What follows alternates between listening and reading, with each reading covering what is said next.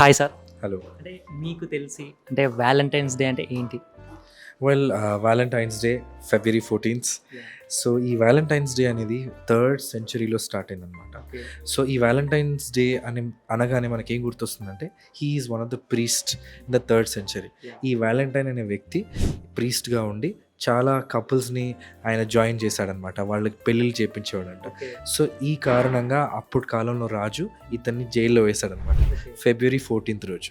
So ఈ ఆస్పెక్ట్ని religious aspect తీసుకుంటే ఆయన ఒక సెయింట్ వ్యాలంటైన్గా పిలువబడతారనమాట. అది కాకుండా కొన్ని సంవత్సరాల తర్వాత ఇంగ్లీష్ వాళ్ళు పేగన్ ఫెస్టివల్ లాగా మార్చారు.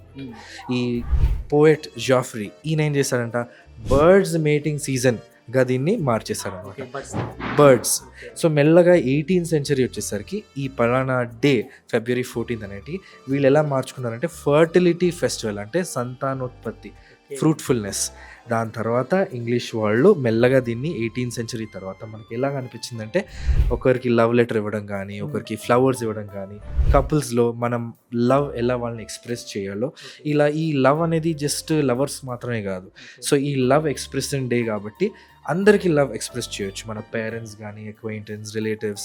సో ఈ రోజుని వాళ్ళు లవ్ ఎక్స్ప్రెసింగ్ డే లాగా మనం లాస్ట్కి వ్యాలంటైన్స్ డే సెలబ్రేట్ చేస్తాం. ఓన్లీ అమ్మాయిలతోటే కాదు వ్యాలంటైన్స్ డే, మన పేరెంట్స్, మన ఫాదర్ వాళ్ళతో కూడా ఎక్స్ప్రెస్ చేయాలి. యా, అమ్మాయిలు ఒక్కటే కాదు, అమ్మాయిలు కానీ అబ్బాయిలు కానీ లవర్స్ ఒక్కటే కాదు, కానీ లవ్ ఎక్స్ప్రెస్ చేయడానికి మనము మన రిలేటివ్స్ కానీ, మన పేరెంట్స్ కానీ ఎవరికైనా మనం లవ్ ఎక్స్ప్రెస్ చేయొచ్చు.